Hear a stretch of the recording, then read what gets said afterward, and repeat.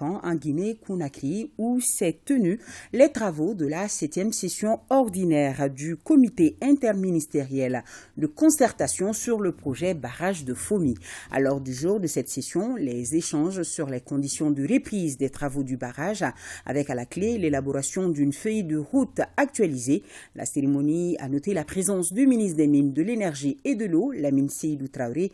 La bonne nouvelle pour cette session, c'est l'engagement des partenaires chinois à accompagner le Mali et la Guinée dans le financement de ce projet. Le compte rendu de nos envoyés spéciaux, Modibo Mariko, Taïeb Adjawakwe.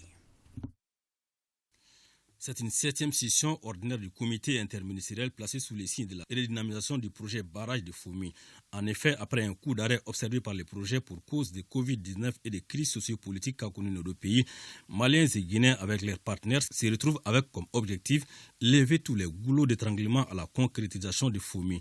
Et en la matière, les deux parties semblent cette fois-ci décidées à faire bouger les lignes. La Guinée et le Mali, deux poumons d'un même corps, souhaitent vivement la réalisation de cet aménagement à but multiple. Cette volonté a été confirmée par la signature d'un protocole d'accord. Ce comité qui ouvre sa 7e réunion doit, dans un élan patriotique et de responsabilité, formuler à l'intention des plus hautes autorités du Mali et de la République de Guinée des recommandations pertinentes allant dans le sens de trouver rapidement les moyens financiers nécessaires à la réalisation du barrage à but multiple de Fomi, qui constitue pour nos deux pays un levier de développement économique et social.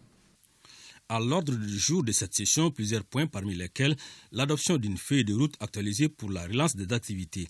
Le secrétaire exécutif de l'ABFM, l'Agence pour les bassins du fleuve Niger, qui accompagne les deux pays dans la réalisation des études du barrage, a réitéré à nouveau son engagement. Le Mali, par la voix du ministre des Mines, de l'Énergie et de l'Eau, n'en attendait pas moins des partenaires. La réalisation du barrage de Fomi viendra renforcer les relations qu'entretiennent naturellement les peuples de Guinée et du Mali.